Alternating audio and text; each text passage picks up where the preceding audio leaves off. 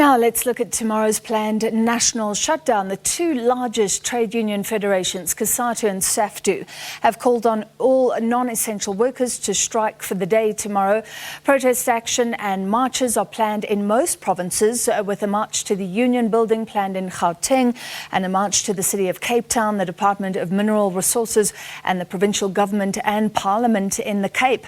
The shutdown is to highlight things like the high cost of living, and it calls for government to act.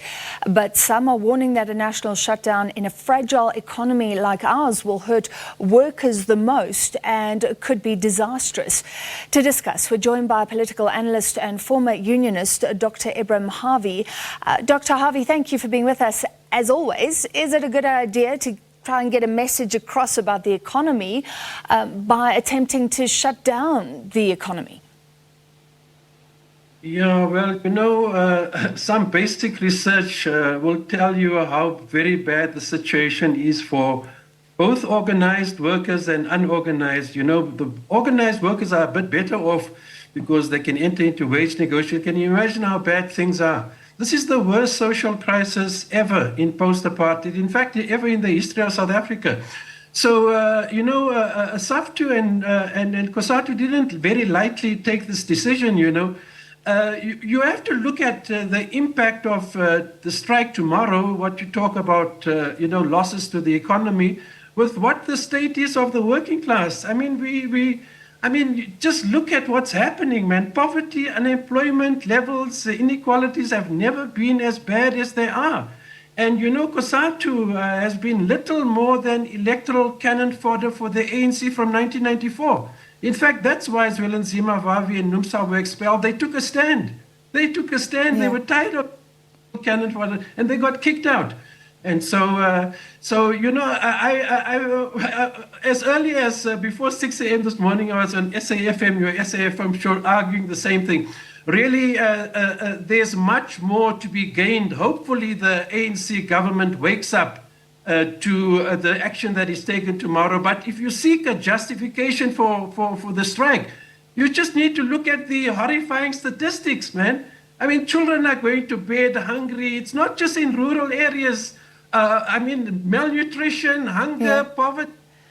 Even in some urban areas, people are struggling to put food on the table. So there you've got the objective situation which justifies, the action that workers are taking tomorrow. All right, so you're saying it is justifiable.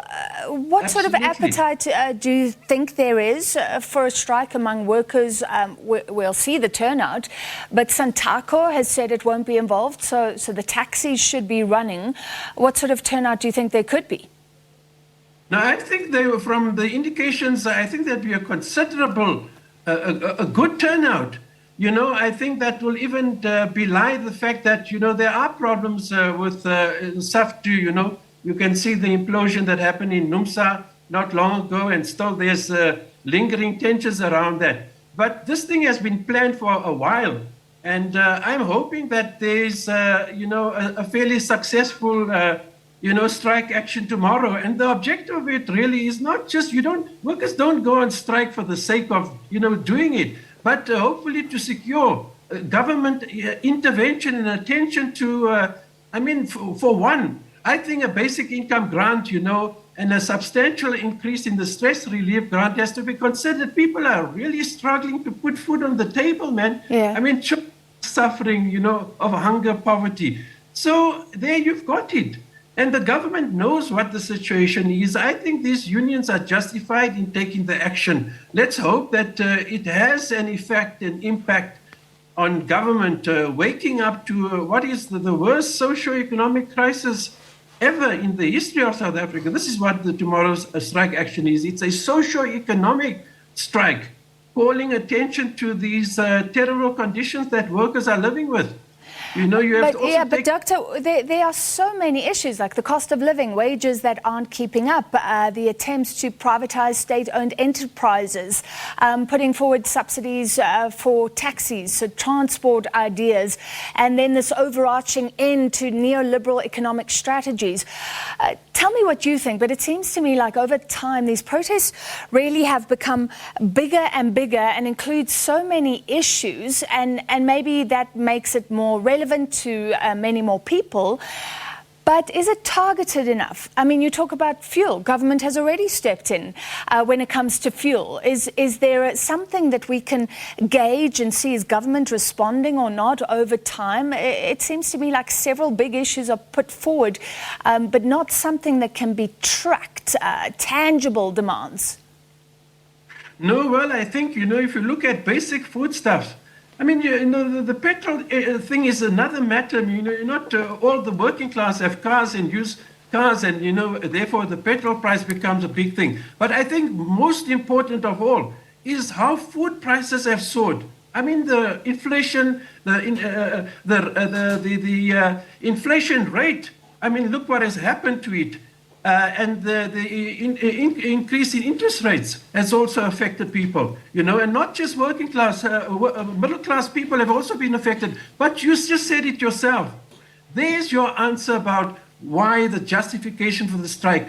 You speak about the economy being hurt tomorrow. Have you considered, and you referred yourself to, a neoliberal economy? This neoliberal economy has impacted and hurt the working class since 1994. That is the reason why you've had COSATU imploding and NUMSA and Harvey being kicked out. You've got to look at that history. And now look what has happened now, because they've been kicked out of COSATU, they've had the problems. But look at the food crisis. Look at the poverty, malnutrition, the hunger that's going on in this country, the length and breadth of it, especially rural areas, but not only. A lot of urban areas have been affected. And you don't need further justification, really, if you look at a combination of these reasons, but especially the food, soaring food, and the impact on working people. If I may, before we let you go, can I try to rephrase this question? We spoke to Mr. Harvey recently, and we always appreciate chatting to him, but he spoke about the privatization of Eskom. So SAFTU is against that, but he also says the state is incapable of running Eskom. So it seems like the private sector can't do it, and the current corrupt state, according to him, cannot do it. So are the unions and the union federations helping by coming up with tangible ideas that can be implemented and tracked? But you see, those are broader issues that Harvey is talking to you about. Privatization of Eskom. And indeed, this that's happened with Eskom, the restructuring, is a step towards privatization, And this is what Harvey is calling attention to. But I'm arguing that what the strike tomorrow is even much more tangible issues. That is a little bit more distant, although it impacts on electricity prices and what's going to happen with Eskom. But right now, I think in the foremost front of everything is really food. If you look at the food prices, what has been happening to the cost of living, I think that is even more important than the broader issues that Harvey is raising. Doctor, this strike tomorrow seems unusual, given what we've seen in recent times. COSATU and SAFTU are standing together. So it's a rare show of unity. Are there any implications to that? We've spoken before about Harvey's fractured relationship with Irvin Jim, who's the head of NUMSA, who's the biggest union, left COSATU and then joined SAFTU. Now Harvey seems to be speaking with some COSATU members or singing from the same hymn sheet about a workers' party for elections. Could this temporary alliance have any political implications? Well, the reason why Harvey is speaking, and healthily so, I think that there are moves, and I hope that it bears fruit, there are moves to reunite, SAFTU with COSATU and form a federation, and restore the unity that existed before the expulsion of Harvey. It's a very important thing. And finally, ultimately, I'll tell you, that is what is needed, and it's something I've argued for over 2 decades. You need a working class party that enters elections, and that hopefully wins elections on a working class program, a working class interest, needs and demands featuring. That is what must ultimately happen. But before that can happen, you need to restore the trade union unity that we had before the expulsions took place in COSATU. And I think, and I hope, and I've argued that what is needed as a first step towards a working class party is the reunification of SAFTU and COSATU into a... That is the first step. All right, Doctor, thank you. We appreciate your time, Dr. Ebrahim Harvey, political analyst and former unionist himself.